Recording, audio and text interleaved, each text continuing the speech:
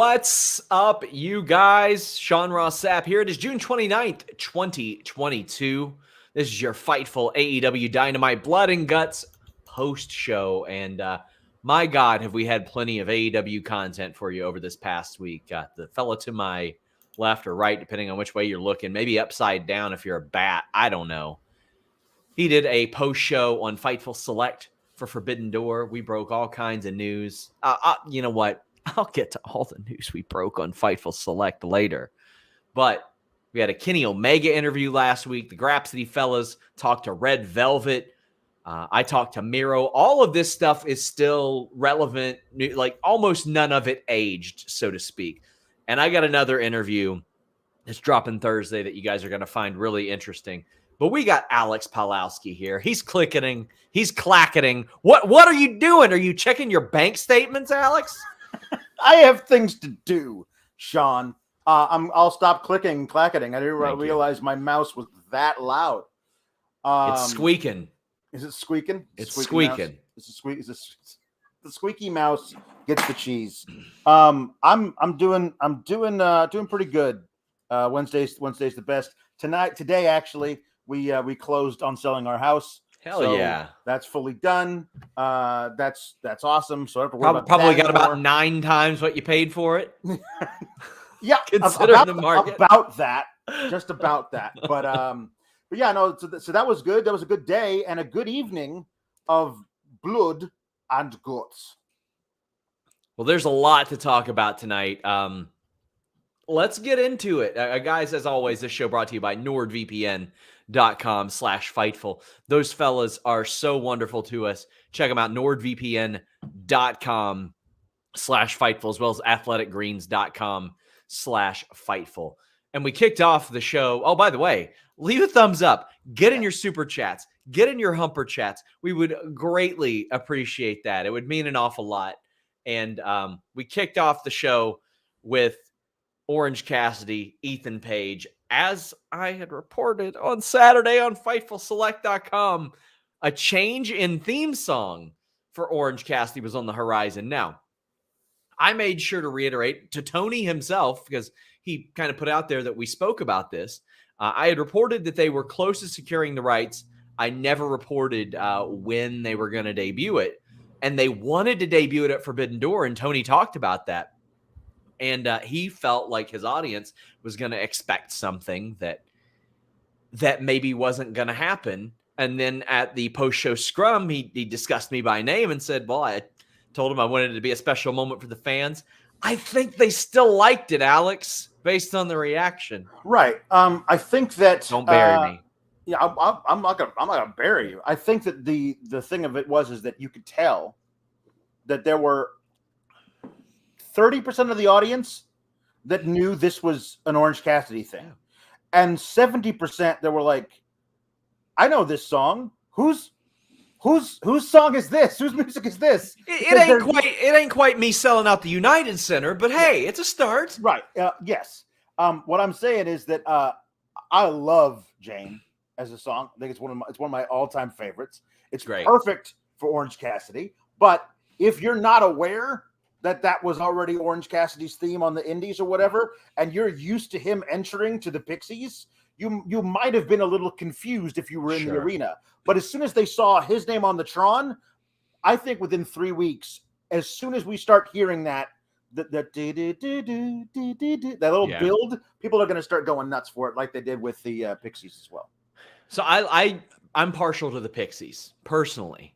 I love that song. I hadn't heard it much before then.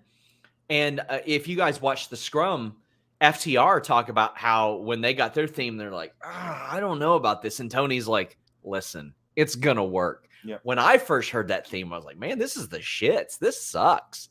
And then like within 2 weeks later, I'm bopping around my living room, like just singing it. I think this will pick up. But man, that Pixies one is so good. And I think it worked really well. From what I understand, it's pretty expensive to do. But that I got to say, that's something that Tony Khan specifically understands, is how having a cool theme song lends itself to talent being over and making them cool as well. Like the idea that, oh, okay, this really enhances stuff. And Mikey Ruckus is amazing. He's great. For all those dopes that said, they got to hire Jim Johnston. No. Mikey Ruckus gets it. Mikey Ruckus understands it, and he sees where music is going and where it is now. Jim Johnston was running out of steam quite a bit towards the end of his run. So we're going to take that and add like a good 15 years to it. I think they did the right thing. But picking the right theme connects so well. So I'm gonna give this a few weeks, but I think the audience ended up liking it, and especially when Orange Cassidy came out and they saw it was him, right? They identified it pretty well. This is Orange Cassidy's choice for a theme. This is what he used on the Indies. Yes. This is what he wanted. Apparently, the story was that Jefferson Starship didn't return their emails, so they had to find something else. So this is what they've always wanted to use. They just had to use something else instead. I can provide you guys a little bit of clarity here based on that conversation I had with Tony. Ain't much changed because that was the issue the other night. They were waiting on the last few percent rights holder to return an email. Great. To get back because they were going to use it the other night. But as Tony tweeted back to me on Twitter, it all worked out. It went okay. Yeah. Anonymous says, man, living in Lithuania sure has its perks. Got to watch the whole 55 minutes of Blood and Guts commercial free at nordvpn.com/Fightful. That's right, guys. If you want to take a little trip to Lithuania, you can do that with nordvpn.com/Fightful. You want to subscribe to some special services over there? Well, nordvpn.com/Fightful allows that to happen. You get a great deal. You get an additional month free, and you get a 30-day money-back guarantee if for some reason you don't like it. Now they've got also a bunch of bundles as well. Standard with just the VPN, Plus, which adds a pass on top of that, and then Complete, which adds a locker on top of that.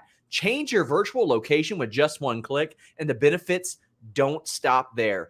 Online threat protection, blocks online hackers, blocks malware, blocks annoying pop-up ads with nordvpn.com/Fightful. I mentioned last week how it helped me out a lot because of my dynamic IP when I was downloading the new PlayStation Plus stuff. Helped me out big time.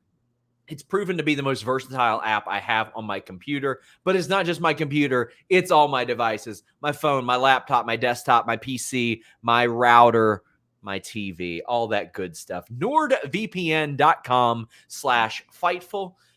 Because I'm traveling this weekend, normally I would miss some local broadcasts that I wouldn't be able to watch while I'm on the road. I'll be able to because of nordvpn.com/Fightful. Truly love this service.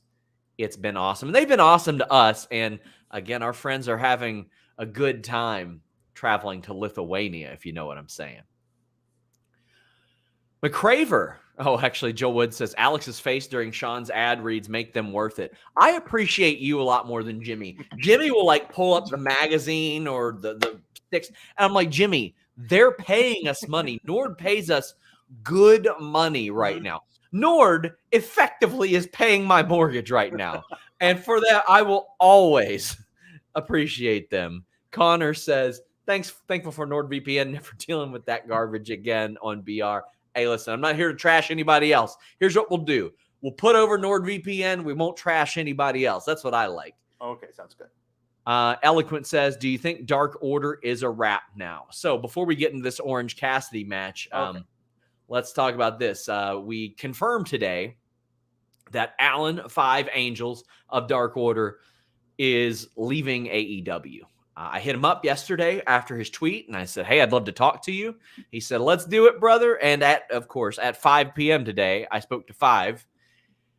And we reported this on FightfulSelect.com because I wanted it straight from him. The word was he was finishing, or his contract had expired, and he'd be working on a per date. He said, no, that's not true at all. His contract is expiring June 30th. July 1st, he's a free agent. They offered him a per appearance deal, and he passed it up. He said that he wasn't going to do that, and he said there's no ill will between he and AEW. He just feels right now that at age 24, he can go out and he can do something else to put himself in a higher tier than what he feels like he's been put in that company. I asked him, I'm like, hey, would you be interested in teaming with Stu Grayson? He's out there. And he's like, yeah, more than anything, I'd like to wrestle Stu Grayson, though. So that's a slam dunk match for an independent company to book. If I were StarCast, I'd be getting them on the horn right now and adding that to the Ric Flair's final match card. But Alan Angels he's a developing wrestler that has had some really bright spots, especially that 12-man tag that he was a part of that had like FTR and Omega and everybody in it. But what were your thoughts when you heard about Alan Angels hitting the bricks? By the way, guys, early access to the interview up on Select now for Tier 2 members. Full interview out Thursday. I really like Alan Angels' work. Loved the little story he had with Kenny Omega, that he pushed Kenny Omega to the limit a couple times. I really think that he is making the best choice for him right now at 24. That guy doesn't look 24. Just the way he carries himself. He doesn't have a baby face or anything like that. He 24. Like when he signed, it was like during the pandemic. There was no other jobs out there. This is the place to go, like to do that. But who knows what kind of name he can make for himself a couple of years on the indies with this behind him. Like the guy from the Alan Five Angels from the Dark Order comes to do your indie show. Like locals are going to show up to see that guy cheer him on. Who knows what kind of following he can create, how much he can raise his profile. And then if he's re-signed to AEW in 3-4 years, maybe he's at a much higher profile coming in than he would be here trying to make his way up the card in tiny little increments from within. I think it's a better choice for him right now. Just so our mods know, the A's in the chat are a reference to Alan Angels on Sammy's vlog. It's not spam. It's just them showing some love to Alan Angels. Yeah. But I thought this was the right move. I think it's the right move for both sides. AEW clearly wasn't using him to a degree in which he was satisfied. So what'd they do? At the end of the planned contract, they said, well, we're not going to renew, but we'd love to still have you on this per appearance thing. I think that's a good thing to do for both sides. And for him, he said, you know what? Thanks, but no thanks. I did an interview with Kyla and King recently, who was used so much that a lot of people thought that she was signed, and she wasn't. And what she did was she went to AEW and she was like, I am very grateful for the time I've had here and the opportunities and the dozens of matches. But I feel like based on where I'm slotted, I need to go establish myself somewhere. No ill will. I can tell you that AEW officials don't seem to have any issues with this. And based on the conversation I've had, they kind of respect it. The fact that they're willing to do that, because look on one of the people who founded the company with Tony Khan, Cody Rhodes, had to go do that. He had to go explore uncharted territory and then came back to WWE and is one of their top guys now. So nothing wrong with that. Look at the WWE formula forever. Bobby Lashley hit the bricks, became big everywhere else he went. Drew McIntyre reinvented himself. Look at him. Brock Lesnar, not only did he reach the top, he left, went to the top elsewhere, came back, and was completely reinvented.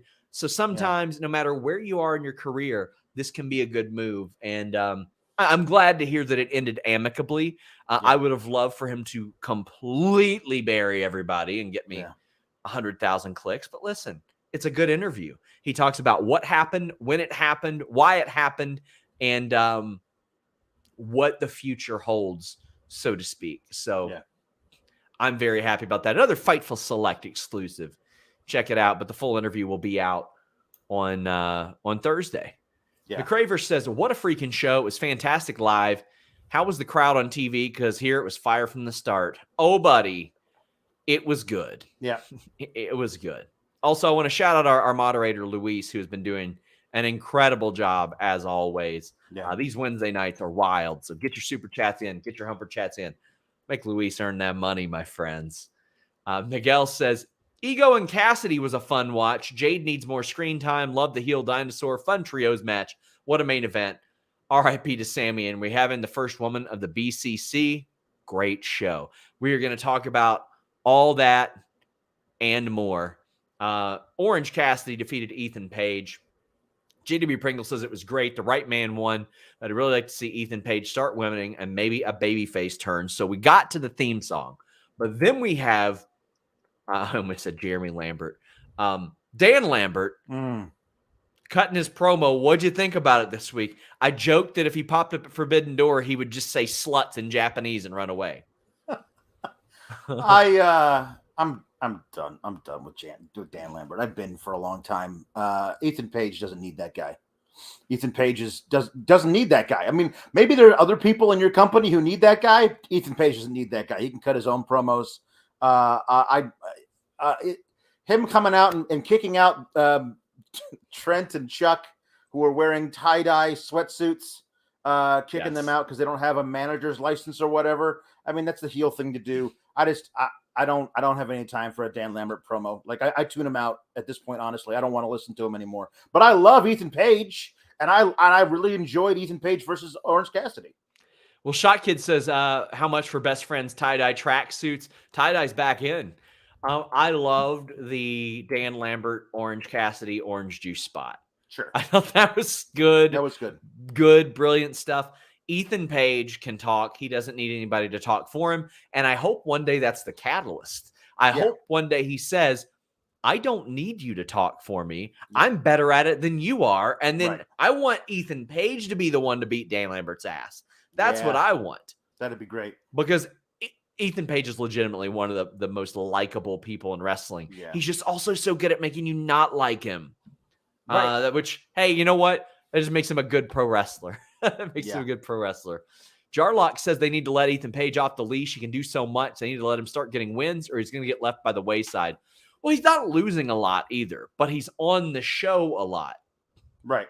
So I looked at this and I was like, man, are they going to give him the win? But when that music hit, I knew when Jane hit. Yeah. Yeah. It'd be tough to do, to have Orange Cassidy turn in that performance against Ospreay on Saturday. Yeah. Or on Sunday. And then have him come out and lose again to Ethan Page, especially with his new music. I knew Ethan Page was losing, even though I understand why, even though I hate when Ethan Page loses on television, because he can pad his resume all he wants on Dark and Elevation, but if he's every time you see him on one of the top shows, he loses the match, no matter how good he looks in it. Eventually, perception is going to start becoming reality. That guy is one of the top young talents you have in your entire company, and he should he was in the All Atlantic tournament. Yes. There's no reason why a Canadian couldn't hold that belt. He might be the one to beat Pac. You never know. But I'd love to see him with strapped up at some point. We had somebody saying that they like Ethan Page's toy hunts. I was on the second most viewed one ever. It was all because of me, not because of Danhausen at all. Absolutely. I just looked 183,000 views. That was a fun one. Toy Vomit, our good friends just up the road in Lexington, Kentucky. Shout out to them. Figure Fest coming up. I'll be there with Danhausen and Ethan Page then in September. Cheap little plug for them. Jordan Scott says, didn't know it was Cassidy's song before, but I'm happy it was done on Dynamite instead of the pay-per-view. Feels like a change of the page for Orange. With him with Best Friend's entrance tonight gave me chills.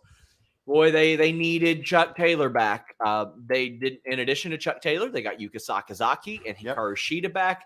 And with them possibly losing another big tag team in the main event, boy, did you need Chuck Taylor back. This injury bug is killer right now, Alex. We'll talk more about the injuries later on, but Chuck Taylor back is wonderful. I think he's one of the most underrated talents in wrestling. Oh, I love Chuck. I think what's funny is I love the idea of Roppongi Vice and Best Friends existing as two separate units, with Trent basically changing up his persona a little bit from time to time, depending on who he's teaming with. But it's nice to see Chuck back. And I agree. Certain injuries are kind of taking a toll. But it is kind of interesting. You all of a sudden you see, Chuck's back. Well, Chuck and Trent is a story you could run toward. Chuck and Trent versus the Young Bucks is a fun little feud. You could really do that. That could be a lot of fun with Orange Cassidy in the mix. So like there's things you can do when the people that this is why having the bloated roster is actually a good thing, because when you lose people to injury, you can replace them with people who you also have a lot of confidence in, but wouldn't have been able to use in this spot otherwise. We got Syndral saying, any thoughts on Orange Cassidy getting a big push with new old theme? If it costs as much as being implied, but I just might be hoping. I'm willing to bet that they're spending less money on this than they were the Pixies, right? Or else they just keep the Pixies. Yes. Yeah, that works. Sheer Delaware says, I've said this since WWE started giving generic songs to people. You can't tell the difference between a good song as part of their character and branding. Yeah, you're right. I mean, we've heard, I thought that even though CFOs did some good ones, yes, how many generic 30-second cycles did we get? Like the Dean Ambrose theme sucked so bad. Right. It was just the same 30-second loop over and over. So generic, so bad. And it sounded the same forever. Like, there rarely are great, amazing themes in WWE anymore. Yeah. And that's sad. They need a Mikey Ruckus. That's what they need. Yeah. Yeah. Jacob says that Trent is in that polyamorous tag relationship. You love to see it. Yeah. Anakin says, first ever AEW show, and what a show. Seeing Shida and FTR live, plus incredible main event. Back in love with wrestling again. Needed this show to be great and over-delivered. Anakin, buddy, hope you're doing good. Glad that you had a good time as well. Yeah. Jay says, did it feel like tonight's presentation was different? The show felt different for some reason. Well, Jay, they had 2 wrestling rings. Yes. But they also had the hard camera that was just off center. Right. And I loved it. Yeah. I thought it was a different, fresh, just a few feet off to the side. That way it wasn't straight on. You could see a little bit more. I don't know how I'd feel if it was like that every week. Right. But damn, I thought it worked really, really well this week in doing something different. Yeah, I liked it. I thought it was interesting. I don't know if it's because they had the 2 rings and were trying not to focus on that. But I'm here for a little tweaks here and there just to see if something works. Rather than just doing the same damn thing for 30 years. Like, let's change it up, see what works. If it doesn't, go back to the old one and find some new ideas. We also have Chris Bourdin saying, what a freaking show. Well worth the 3-year wait. Detroit was rowdier than I anticipated we would be. AEW needs to step up in their arena merch game. Only 3 people had shirts and 2 aren't even on the show. Best show I've been to. With how well AEW sells merch, I am very shocked that they don't do better at that. Yeah.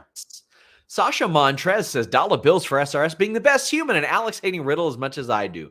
Well, I appreciate you so much, Sasha. Alex is going to have a rough few years because Riddle. Yeah, I sure am. I sure am. Christian Cage comes out, but let's be real. Besides him saying that he wished Jungle Boy's entire family. I've been asked to apologize, and I've never apologized for anything I've said in my entire career, but I am going to apologize. I'm sorry your entire family isn't dead. Jesus Christ. I want him to get, like, comedic with it. Like, not just them, Matthew Perry, too. Let him die. I don't like him either. Damn, bro. That's one of my that's honestly one of my favorite ever. Like there's the trope in a lot of promos of, yeah, I'm sorry you suck, but I'm sorry your entire family isn't dead. That's one of the best. Unreal. Then he brings out his new Tomco. Yeah. And his new Tomco is better than Tomco. Yes. It's Dark Luchasaurus. So good. Oh my God. He's the one that survived the meteor. Yep. Like, he's the only one. This rule. And he murdered Serpentico. Then choke slammed him on the ground. Oh, good. We got Kane the hell up out of here and upgraded. I'm ready. Me too. This is great. This is Vibora. Yeah, this is Vibora. I love that the question coming out of Christian turning on Jungle Boy is, what do you do with Luchasaurus? Yeah. Because if Jungle Boy still got Luchasaurus by his side, well, then Christian's got nothing. But what if Christian turns Luchasaurus against Jungle Boy by, I don't know, brainwashing him with his tiny walnut-sized brain, and it couldn't take too long. A couple of drops of water will do it. Yeah. And one little dab of Dawn, and then just wash that smooth brain clean. And all of a sudden, you got a giant, like now his mask is like black, and he's got, instead of like the braid of green hair, it's black, and it's like, it's great. I'm a sucker for like just simple storytelling of, I turned this dinosaur evil, and now the dinosaur is black. Perfect. Nerd Guru says Lucha Oscurosaurus. That's good. Kane vibes all day. You do, and especially scaled to the AEW roster in modern day, because everybody ain't doing steroids there right now. You don't have to have a big 7-foot monster. You can have one that's Luchasaurus' size, and it works really well. Jordan says Luchasaurus looked like he came out of the tar pits of hell. Yeah. And I love it. And Brent Lockman says, feels the only way this segment could be better if it was Marco that he destroyed. Wow. Maybe in the future they could bring Marco in for a spot. Could. Like, They could. Marco's smart. He'll do business if it's Oh, the yeah. smart thing to do. JW Pringle says, I said it last week, I'll say it again. Evil Dinosaur Man, S tier. This is S tier. This is fantastic. Yeah. This has a lot of promise to it. This needs to be what Luchasaurus is now. We saw 3 years of him doing what he did, and they got to the tag titles. But the three-way promos, move on. Let him speak eloquently as well. Or, I mean, if you're going to speak at all, otherwise just have him, like, I mean, really, a giant dinosaur man as your heater. You could do a lot worse. Why do heels always dress like it's cold, even in June? I don't know. They got turtlenecks and jackets on. I'm like, why are you so? Probably because of that cold heart. It could be. Must be. Scorpio Sky and Wardlow backstage. I love that Scorpio Sky calls his title belt Genie, which for those of you who don't know, title belt is Lakers colors. Genie Bus is who owns the Lakers. Yep. So a nice reference there. Also the owner of Wow Women of Wrestling. But Wardlow's like, listen, I'll run the gauntlet. I'll go through all of American Top Team. And I was kind of hoping he was going to go to the gym and do that. Yeah. But they got the match next week. I love him go like, listen, I don't care who you bring. Bring the whole of America's Top Team. I'll go through them all. Just Wardlow is so effortlessly cool. Like, he's just so like straight, and like there's nothing. There's not a lot of peaks and valleys. He's just this thing. I love when Scorpio says like, "Yeah, let's have a match for the TNT title next week, and let's make it a street fight." And the response from Wardlow is, "Yeah, let's." Like, what? That's as great as it gets, man. Yeah. That's some cool shit. I love it. We got. By the way, this is gonna be a street fight next week. But if you don't know. Syndrol says, don't forget, though, Christian wants Jungle Boy's mom to call him. Well, it's a good thing she's not dead then. Yeah. Dream Ninja says, the choke slam outside, holy crap, that was stiff. The murderer Snake Man had Nyla written all over it. I've got to check Nyla's Twitter right now. I've got to check Nyla's Twitter. I should have done that a couple hours ago. That was a good shout. I bet that was good. Come on. She hasn't even tweeted about it. She's not even watching the show. Nyla. What the hell's going on here? Well, the Ass Boys and Max Caster are out to take on Danhausen and his two opponents.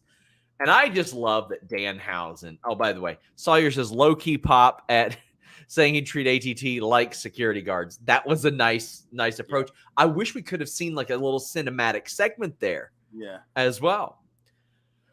But Danhausen comes out and he's like, I understand you've made a challenge of some sort. I have a couple of friends that are somewhat good at this wrestling thing, I suppose. And then he just awkwardly drops the mic because that's all he has to do, right? I found some people who are pretty good at wrestling. Yes, I suppose. So they come out, and Jesus, the pop, brother. Oh, it's so Oh good. my God.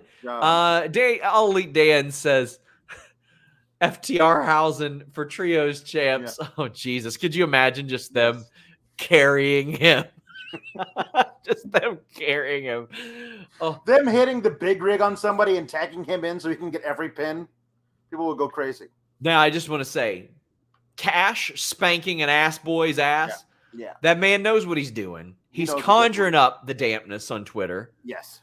He's breaking down whatever dam that these ladies have set up, and it's just flowing. And the Twitter timeline is unreasonable, and it's unfathomable. And like you guys spent Father's Day with your fathers a couple weeks ago, and you're tweeting this stuff. Yep. What's wrong with you? FTR Hausen win. Were you surprised that Hook wasn't involved at all? I guess kind of, but I mean, like, it was a great moment nonetheless. I don't know if if they're going away from the Hookhausen thing, but I like this for a one-off. That was a lot of fun. It got a huge pop. Everybody loved the moment where like, I honestly think, like, who is he going to bring out? Hook and who else? Or what, like, fun other tag team could he bring out that would be fun for him to? I never thought it was going to be FTR, and it was a perfect shout. I also, by the way, loved the finish and the post-match stuff. Well, Brutality says, my dad is dead. I'm clear to thirst tweet. Well, I, for one, am glad that your whole family isn't dead. I am a much better person than Christian. I'm glad that your family is still alive. Michael Keys says, Damphausen. I would love to see Danhausen referencing the thirsty tweets of Cash Wheeler, but the post-match, by the way, Dax Harwood's in the running for Wrestler of the Year right now. Gotta be. Man is incredible. This post-match, well, not even the post-match. What led to the finish was Anthony Bowens. It's a miracle he's up. I mean, we legitimately thought he would be in that wheelchair for months and months and months. And who knows? Maybe he's not cleared to go in the ring. I don't know what's going on yet. But he costs them the match as if they were going to win anyway. But it doesn't matter. But Max has been putting in that work. He's been putting in that father-son bonding. And when the Ass Boys start to push the Acclaimed, Billy Gunn's like, oh, no. It's not going to work like this. And he takes up for his real sons, the Acclaimed. Daddy Ass knows exactly where his bread is buttered. He knows where he's like. The thing is that they've found absolute gold with Scissor Me Daddy Ass that has to continue. So even if it's just for a few more months until that pop dies down, you gotta keep Billy Gunn coming out there with Caster and Bowens. This has worked out just fantastically in getting Bowens over as somebody that the audience cheers. The Ass Boys are never, they haven't like blown me away in the ring or anything, but they don't need to. They are so good at body language. They are so good at eliciting a reaction. They are so good on like being in on the joke, and we all know that they are. We all know that the Ass Boys is the best thing that ever happened to them. But they play it up so well. Chris Rain says, FTR Hausen. Cher says, this is solely for Cash spanking an ass boy. Oh, my God. Joe Wagner says, I wish they would let Danhausen get the offense in and show what he can do in the ring. Feels like they're making him look weak and he can work. Well, that's his role right now. Like, for instance, like Reba, her gimmick is that she has never wrestled before. Even though she has wrestled in WWE and Impact, she's been on national television every year that she's ever competed. So, I mean, it's just a role for him right now. They don't need him to be a super worker right now. Ryan Miles says they can't break up Ass Boys Acclaimed. They're the most fun faction in AEW. Keep them together unless one of these teams is getting a major push. I kind of want to see a Step Brothers feud. Where they, like a modern day type of thing. I think that would work really well. Big J says, seeing and hearing the turn for FTR the last few months has been amazing and very organic. Makes you wonder if this was supposed to happen. Whether or not it was supposed to happen, it did. Holy crap. This has been special. This is the most over I've seen a tag team in a long ass timeout. Who's the last tag team on a nationally televised show that gets this type of reaction? I honestly don't know. I mean, the Bucks always get a big reaction, Sure. but it's mixed because they've been heels for so Yeah. long. Like as far as like a baby face pop for a tag team, RK Bro, like especially Randy, but Randy's stuff always got I a think crazy. I think it might be pop. Team Hell No. I think it might be that far back. You might have. Well, I mean, the Shield, obviously, at New Day at times, but I mean, I'm talking like these deafening, overwhelming things. Like New Day is perpetually over. Right. Like no matter what you do, they're over. And Kofi Mania, that stretch certainly would have been there. Right. The Hardy Boys reunion, but I mean, I'm talking like a new established team. We're probably looking at New Day and Team Hell No. Yeah. I would say so in the last like 10 years. Grayman Media says SRS looked like Danhausen decided to take his wrestling a bit more seriously. He needs to get his cardio back, but he might get back to his pre-2018 days. We are seeing Danhausen adapt, and I mean, for the first few months, he wasn't doing anything there besides his character stuff. So he'll get into it. Yeah. Sawyer says that Jane is back. Makes me so happy, as does Bowen selling for the FTR reveal. Blood and Guts was incredible thanks to BCC and Eddie. I'm just glad to see Anthony Bowen's back, and I'm glad that now he's starting to get his flowers based on the acclaimed have arrived Scissor Me thing. Yeah. Max Caster he cast a big shadow, but Bowen's, I think, all due respect to Max Caster, is by far the better performer of the two. Like, I think by and large. Bowens is the singles breakout star, if there was going to be one among the two of them. But I hope we don't. I mean, it's hard to say. I hope that we don't see that for a while, because I want what's best. I want what's best for everybody. If Andy Bowens wants to go out there on his own and do singles work, that's great. But I love them as a duo. I think as ROH expands, there's a really fun, like, long ROH tag championship run in the Acclaimed, where I think that could be a lot of fun with them as chicken shit heels who love to run their mouths and stuff. There's a lot of really fun stuff you could do with them. I love Caster on the mic, Bowens doing all the great ring work. I think it's a really cool combination. I hope we can see it for a while. Thank you to Zach Armad for the donation. JD Pringle says, hey, all 2K of you guys. Mental health moment. Remember to take care of your mental health. If you think you need help, please reach out. You're loved and worthy. Moreover, we need you here with us. Anytime he sends in that super chat, I encourage you guys, NAMI Communicate on Twitter. They are a program that I've worked with for years and years, doing their NAMI walks, and my mother has done a lot of work with them as well. They have an incredible amount of resources and can help you out if you need it. N. Simmons says, the problem is Scorpio Sky moves like a baby face, even though he's a heel and is really good at it. Take him away from Dan and let him run wild. Well, he was away from Dan tonight. It was pretty good. Nice. Yeah. Jay says, sorry, more thoughts about the presentation. Do we have a new commentary crew with Taz and JR? Felt like a new season. Well, based on what we saw over the last week, I thought that just the Forbidden Door thing, it's like, okay, you probably know JR's weaknesses, and calling this card is going to be one of those weaknesses. For example, if you have an all-women show, probably ain't putting Jim Ross on all those.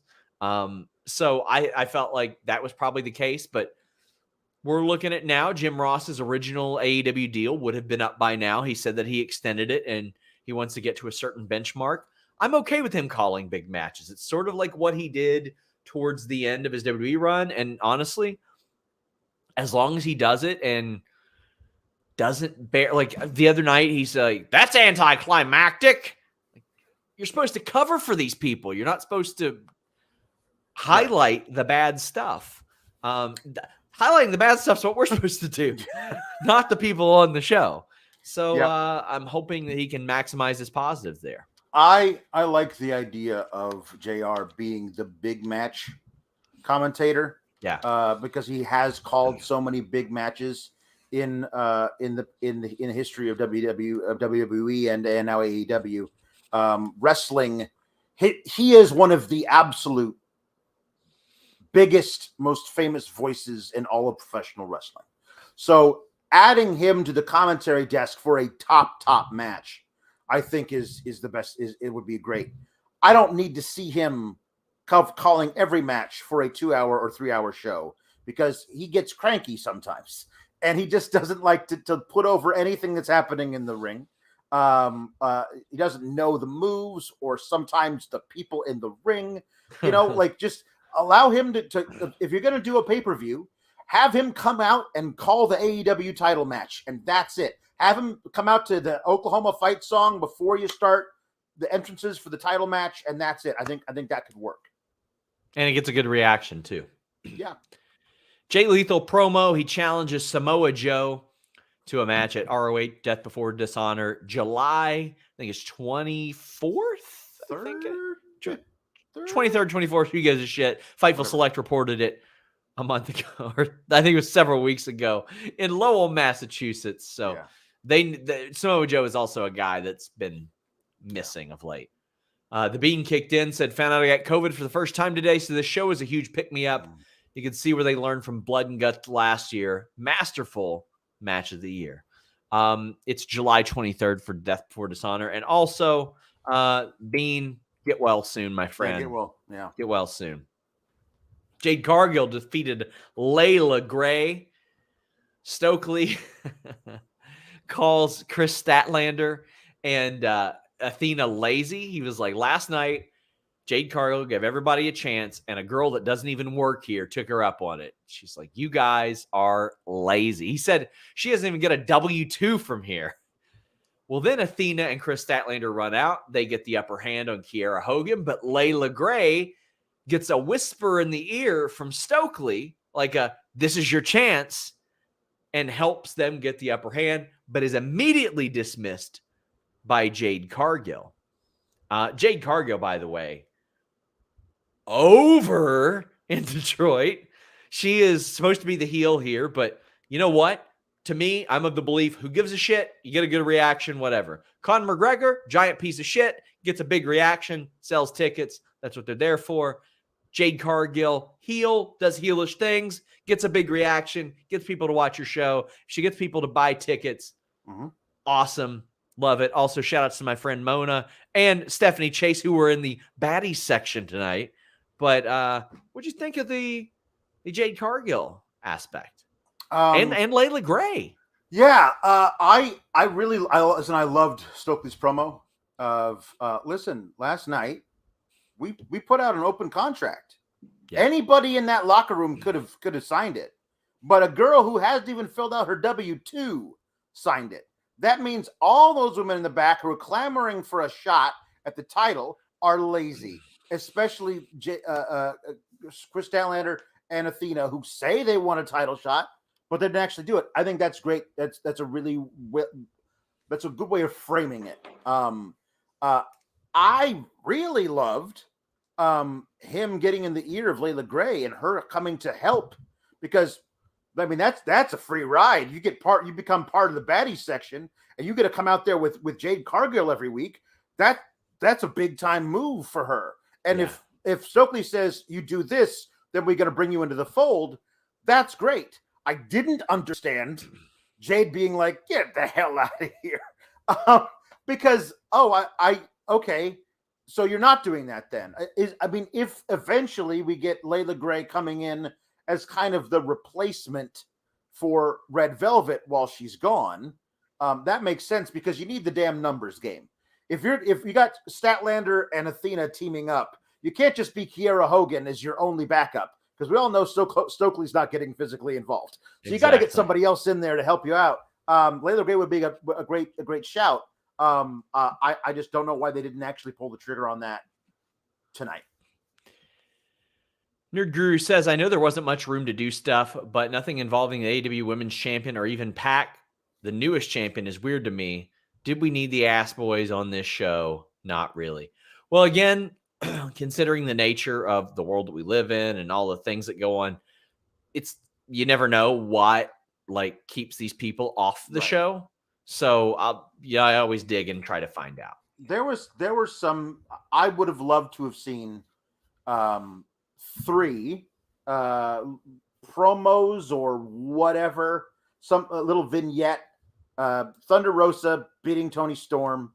Maybe give a little interview with her after she won the match. That you can do that. You can do remote videos. You can do all kinds of stuff. Pac did a little thing after winning the All Atlantic. He says, I'm like a chap. He's like, here's what I have to say. You want some? I'll give it you. And he leaves. That's it. All you got to do is that. And also, I required follow-up on Malachi Black declaring war on Miro, because I need, that's a feud that's going to give me sustaining life until All Out, because Malachi Black putting Brody King in the path of a rampaging Miro is like everything I want out of professional wrestling. So I needed follow-up on that tonight. I'm assuming we'll get it next week, but I needed it. I'm willing to give this some flexibility because there was a literal hour-long match on this show. That's true. Joe Wagner says, that's how you know wrestling storylines are scripted. Nobody would challenge Joe to a fight. True. And Zach says, love and support your friends. Always check in on them. Had a friend call me last night to hear a friend is no longer here. Listen to JW Pringle. I hate to hear that, Zach. That sucks. It's always the worst news to get. Nami Communicate, again, check them out and utilize their resources. I'll just say that. A shout out to Juan Manuel for subscribing to Twitch Prime over on our twitch.tv/Fightful Gaming. We are now simulcasting all of our live shows over there. Todd Starr says, great to see Shida and Yuka back on Dark. I know they're going back to Japan next week for Tokyo Joshi Pro, but hopefully after that, Shida can be back as a regular on TV. Still waiting for her to get a return match for the title. Been over a year. Also, I mean, this does kind of make me think like they could have had a Joshi talent working on Sunday against, or just another whole match. Right. We have a Young Bucks promo, and they're like, we're the only ones left. Kenny's hurt. The whole Undisputed Elite is hurt. Brandon's not even here. We got somebody else holding the camera. And they're going to face Yoshihashi, Hiroki Goto on Rampage. I like that. Keep a couple of guys over here for a few more days. Why not? I love Hiroki Goto. I'm a big fan of Hiroki Goto's work. But easy, quick, set it up. Said that everybody's hurt. We're the only ones left. Life sucks. The Young Bucks have always been about their friends, for better or for worse.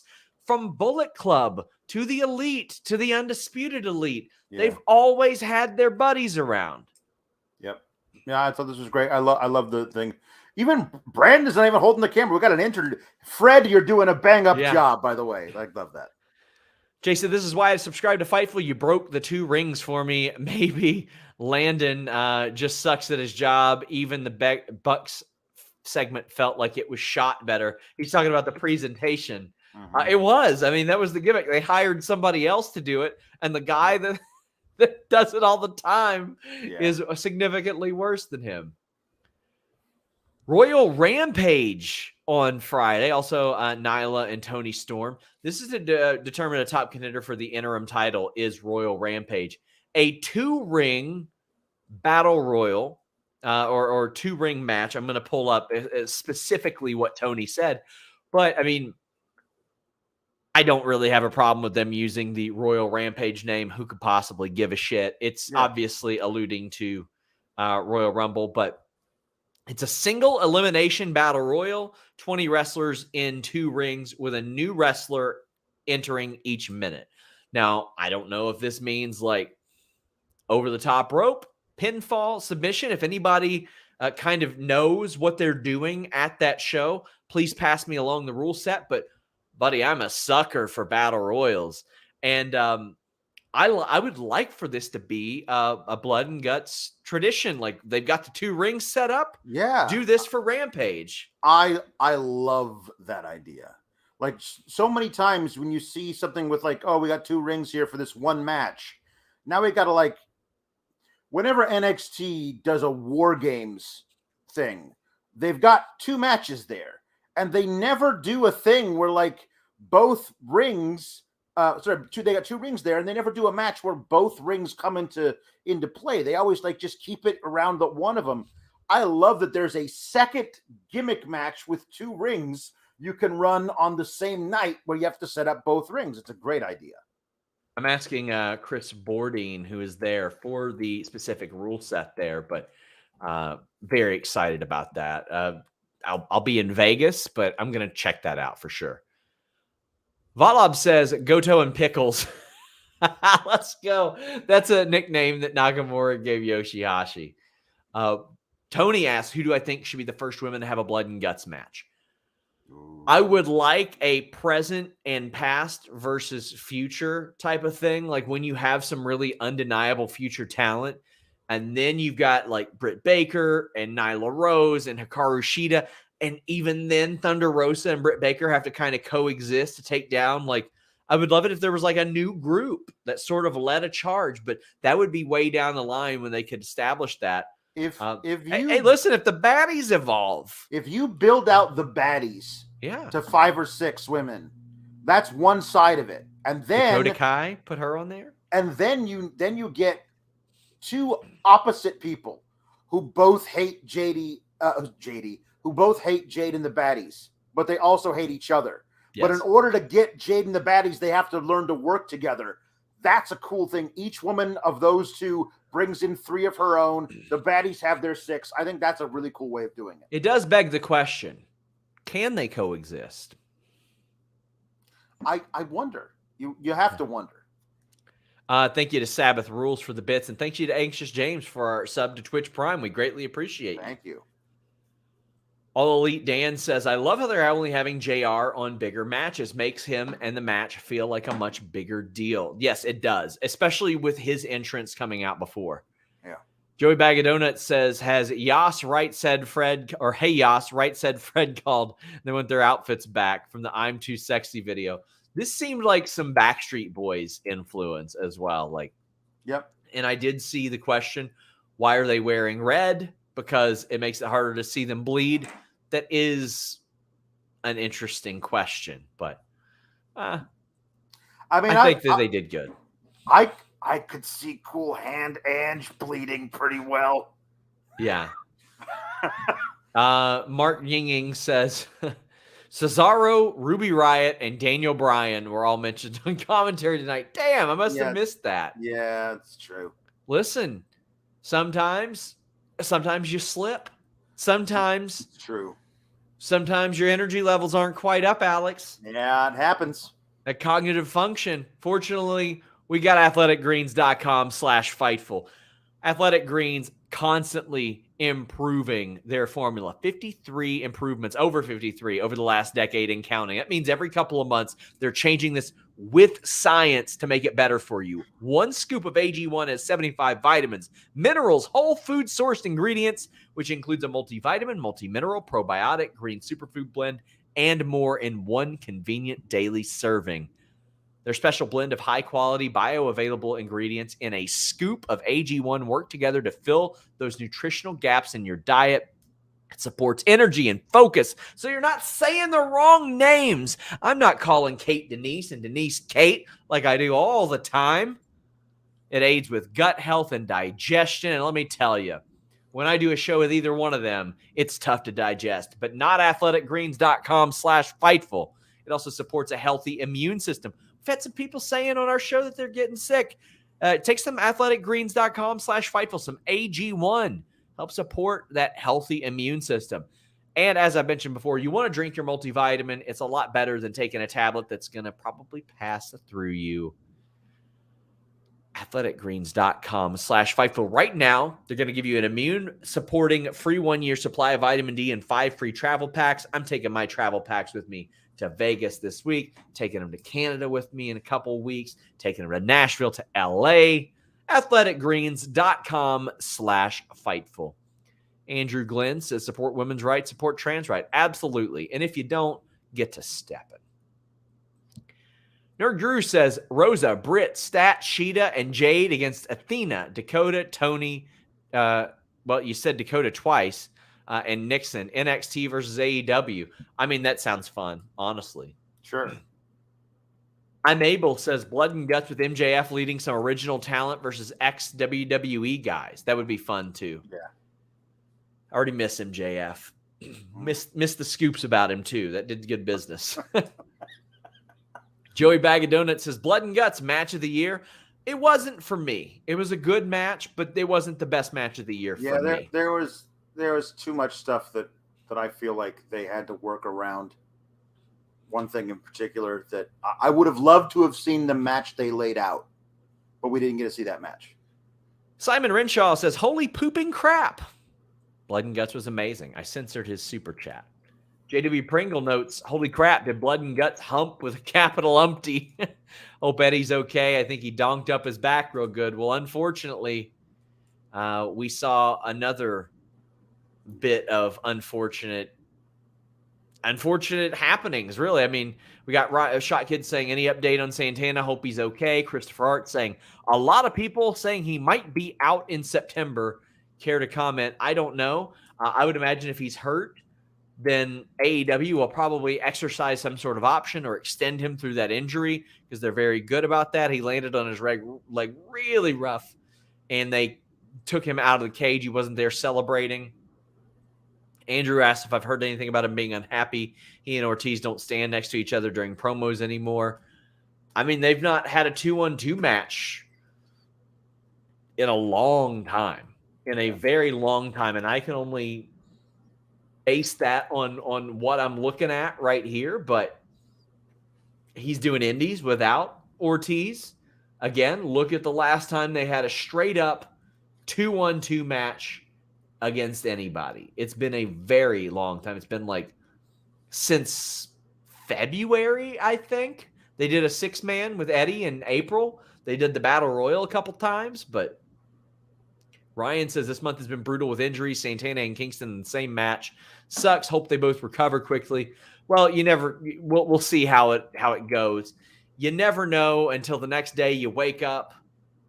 You might feel all right, or it might be a lot worse. Listen, the way he came down trying to do that Uranagi, he came down on his left leg.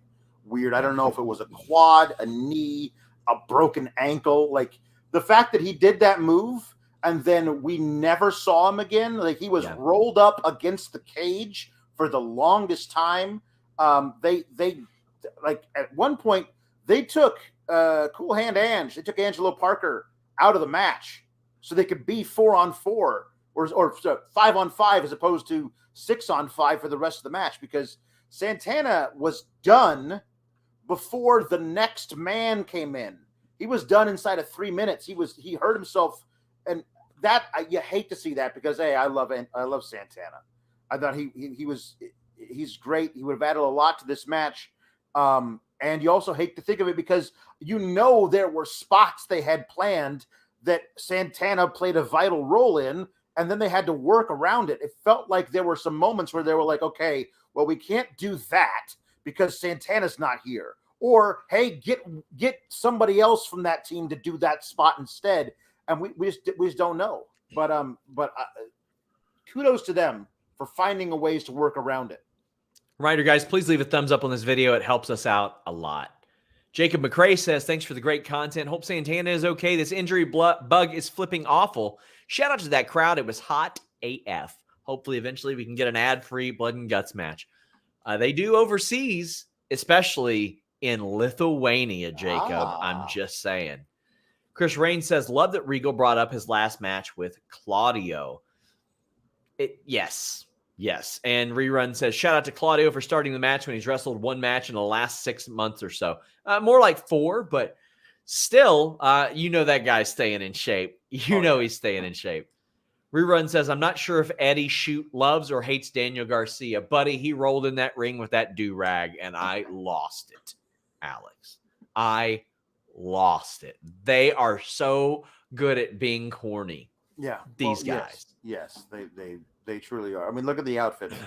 But I love that one team of 6 guys showed up for a street fight. The other guys showed up for a music video. That tells you everything you need to know about professional wrestling versus sports entertainment right then and there. But I love some of the dynamics here of getting basically all of BCC, including the new champ in there first before we saw any of what we, I guess, for lack of a better term, LAX, Kingston and the boys. Like they came in last, and BCC was in there first all together. I love Sammy bouncing all over the ring ropes, not to do any moves, just to get away from Cesaro to run out the clock so they could have an advantage. I love Moxley bringing in the thumbtacks, pouring them all over the canvas, and you just hear Regal go, "Yes, I did question whether that was the best course of action, but he insisted upon it." Like, that's some great stuff. Thomas LaValle says, disappointed no one used both rings before Blood and Guts. Maybe Friday. They had a lot of ground to cover here. Less time to do it. Annoyed no Thunder Rosa, but we have new mid-card women's feud out of nowhere. Cool. And I had Claudio winning this since he arrived. I would love if during these specific tapings, they have a ref in each ring. Yep. And you can pin in either ring. Doesn't matter. Sure. Go between them. That's one of the things I loved about WCW when they would do war games, especially with the luchadors. You would see a lot of integration of both rings. Yeah. Dan says, great show. Blood and Guts is amazing.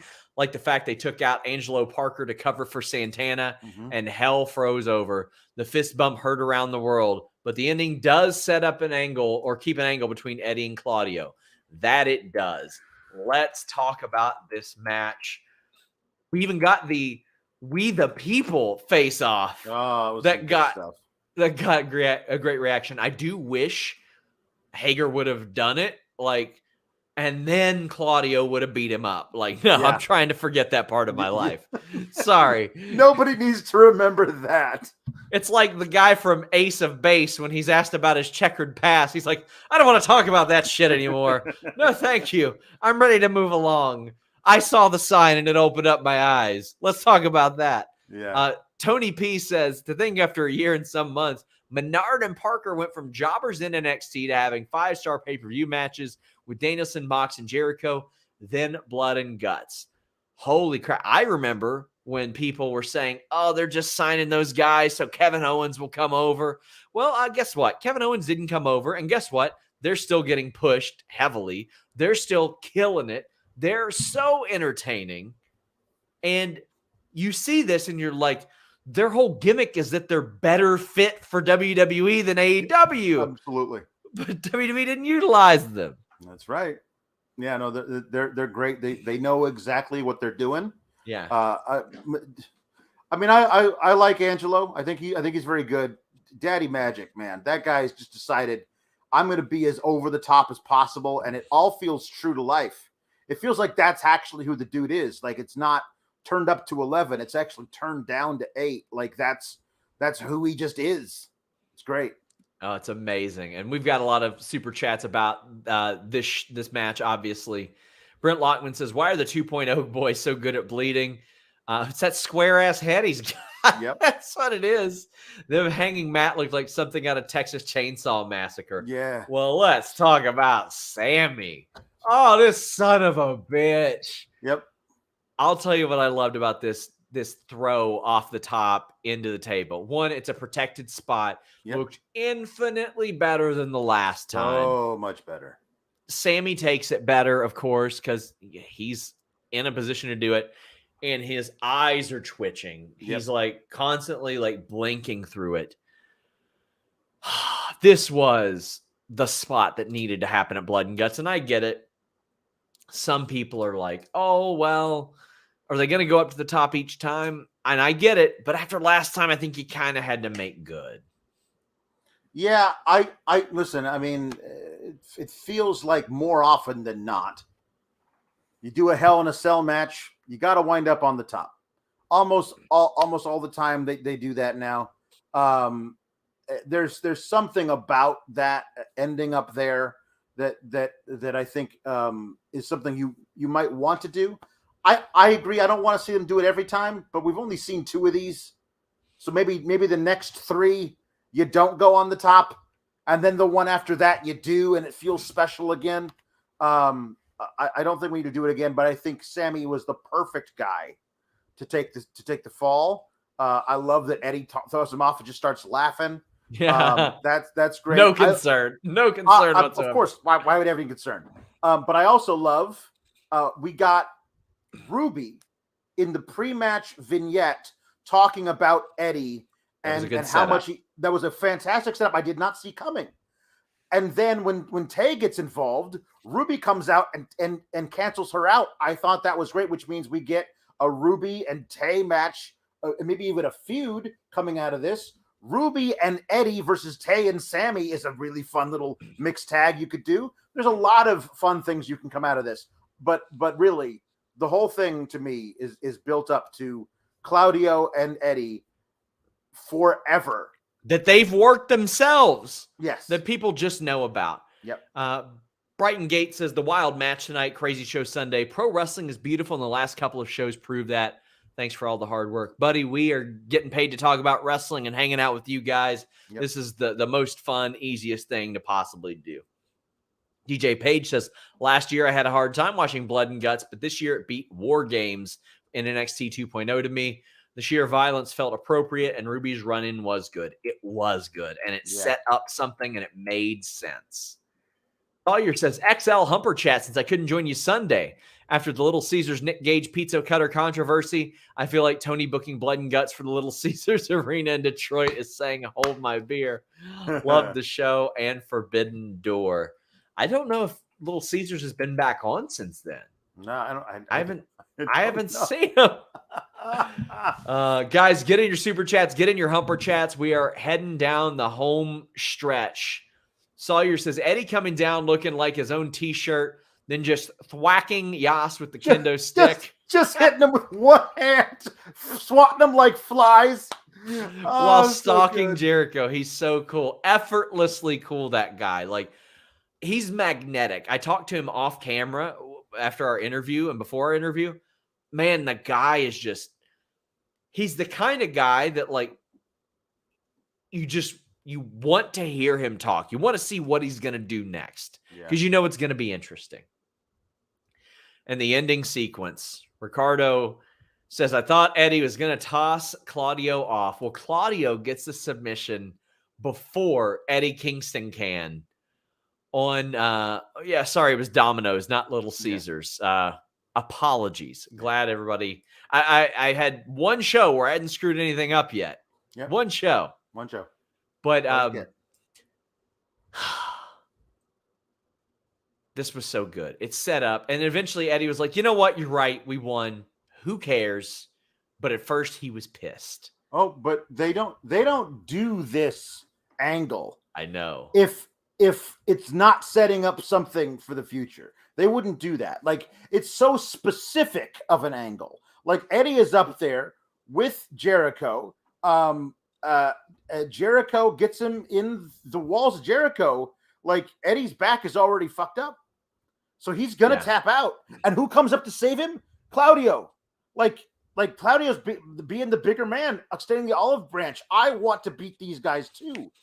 And, but Eddie wasn't in this match to get a victory for the team. He was in this match to bloody, hurt, paralyze, and humiliate Chris Jericho. The whole match is for nothing if Chris Jericho isn't the one to surrender in Eddie's mind. So, like, Cloud, thank you for helping us get the victory, but you didn't let me make Chris Jericho scream out in pain until he had to give up. That was the thing I was here for. And you just stole my thunder again. I hate you so much, Claudio. Like, what? It's an awesome storyline that is told at this point in a very nuanced way going forward. Maybe, like, right now, maybe they bury the hatchet a little bit. Like, hey, yeah, you're right, we won, that's enough. But maybe some other things that Claudio does start to get under Eddie's skin, and he's right back to, you are poison, I hate you so much. It's going to be great. Cinderell says, got to give Jericho props for being willing to take the swing on the top of the cage. And Tom LaValle says, did they need to go on top? We got Claudio doing a swing. That swing scared me. Of course. It was so close to the edge.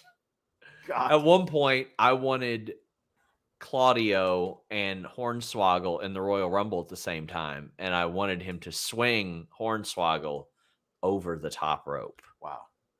That's what I wanted. But we've got N. Simmons saying the ending was perfect. It gives Eddie and Claudio a storyline and get them away from Jericho. And Tom LaValle says, we got him doing a giant swing if the video game Daddy Magic goes off the cage too.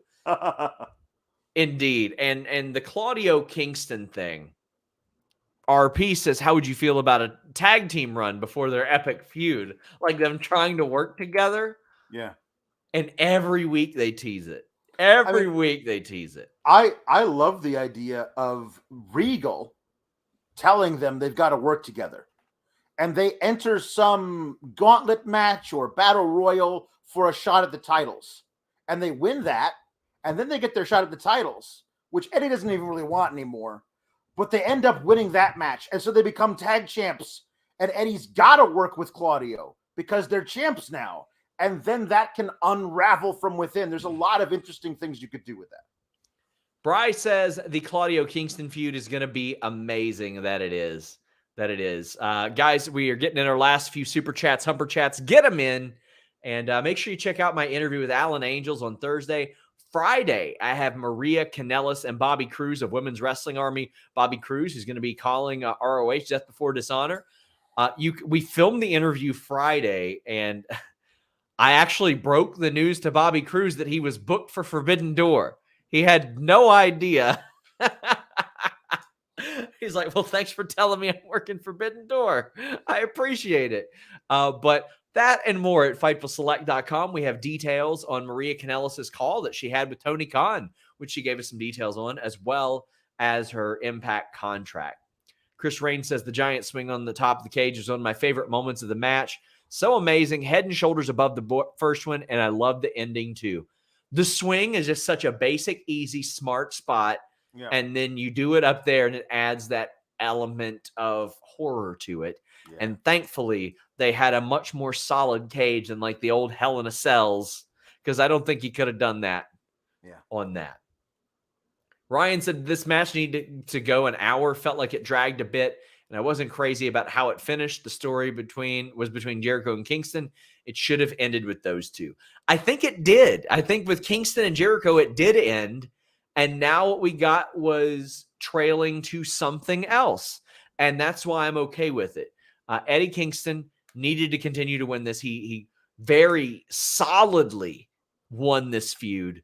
And I think that they went the right way. I think maybe the dragging points that they were referencing, I noticed that too. I think a good portion of that was we're down a guy who was going to do some really important things in this match, and now we got to figure it out on the fly. And a lot of figuring out on the fly is laying down next to somebody else and whispering to them what the next spot might be, considering we don't have Santana anymore. And that looks like it's just stalling, but it is, but for a real good reason.